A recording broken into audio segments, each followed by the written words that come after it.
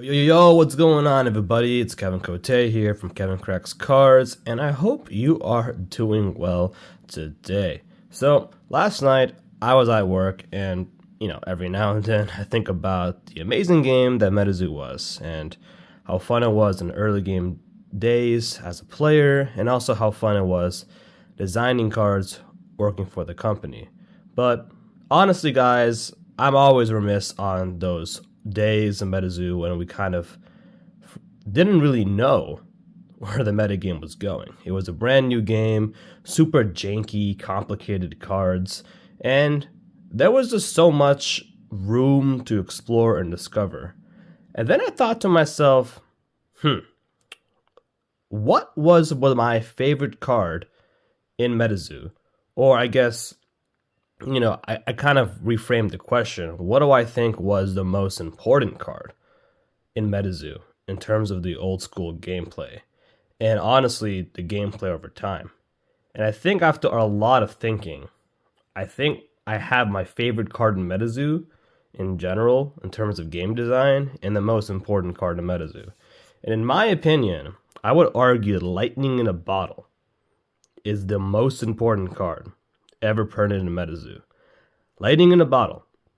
An uncommon, a potion, a zero cost card, and it has one sentence on it. Versus like Gummaroo is like so long, Rope Ride is so long. Lightning in a Bottle. One sentence. Awaken target beastie, and this beastie gains first strike until the end of this turn. Made by Poncho also. Shout out to him. So this, in my opinion, is the most important card MetaZoo ever printed in terms of the gameplay. And I'm going to argue why that is briefly in this video. So what this card did is it determined the tempo of the game.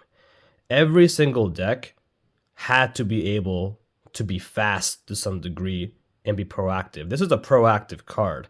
I can put a creature on the first turn and play this thing, awaken it, and attack right away. And in the early metagame, it was seen in every single deck. Forest decks, lightning decks, fire decks, flame decks. Every single deck ran this card. And for a long time, players thought it was overpowered, Like, I have this OG Forest deck here. You ran all 5 copies in this OG Kickstarter Forest deck I have. Because why would you not run 5 copies of Lightning in a Bottle? The key thing with Forest is that it's an aggro deck. So it wants to win fast. It wants to hit face quickly. And with Gummaroo, you're able to control the board quickly. Lightning in a Bottle, it allowed for so many combo plays with Forest. You could play Roperite, Lightning in a Bottle, use Convert, and then play Gummaroo, or another Roperite. You could play Gummaroo turn 1, Lightning in a Bottle, and then bounce a card for control.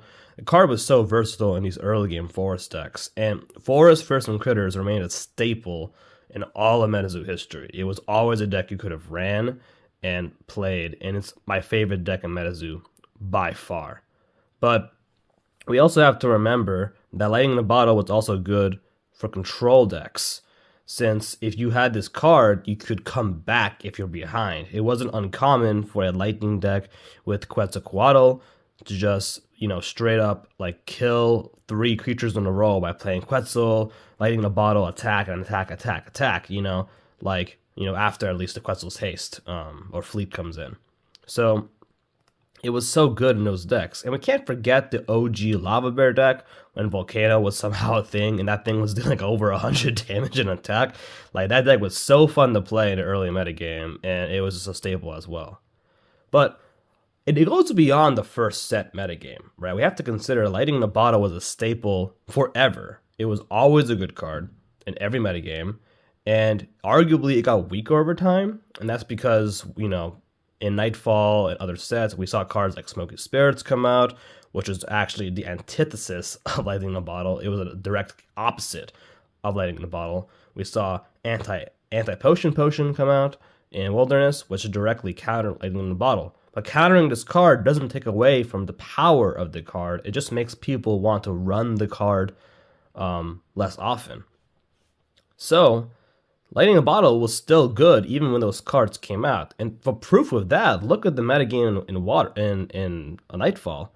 The water deck with Loveland Lockdown that was piloted ran a lot of lightning in the bottles with Smoky Spirits and made a whole new archetype in general. The card that directly countered lightning in the bottle in Nightfall combined together with it to form a whole new archetype that was a dominant archetype in the whole game in Influence Wilderness and beyond. There was no card printed that was better than Lightning in a Bottle, because no card, no potion could have been more exciting and more simple for what it already was. MetaZoo, the designers of MetaZoo, myself and whoever, we could have power crept if you wanted to. We could have made better versions of Lightning in a Bottle that give better haste, but it wasn't needed. This card already had such a good design and was perfect the way it is. And, I was wrong. When I was a player for MetaZoo before, I thought this card was honestly overpowered. But all we needed in the metagame was cards that just counted Lightning in the Bottle. That just straight up, said counter it or whatever. We needed cards to just be against potions, because at the time there was nothing against potions. And yeah, Lightning in the Bottle did see less play over time, but it is an exciting card. It is the kind of gameplay we want to see in card games.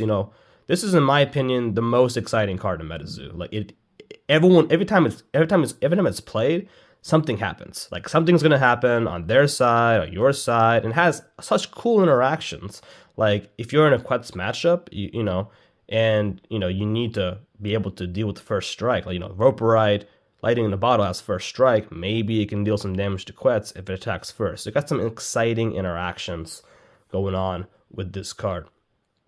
And honestly, this is my favorite MetaZoo design overall. I put a lot of respect to the first set, despite the jankiness of the first set of MetaZoo. I put a lot of respect because I like a lot of the card designs there, and it was the first set of MetaZoo and the jankiness with the fourth wall effects that brought me in.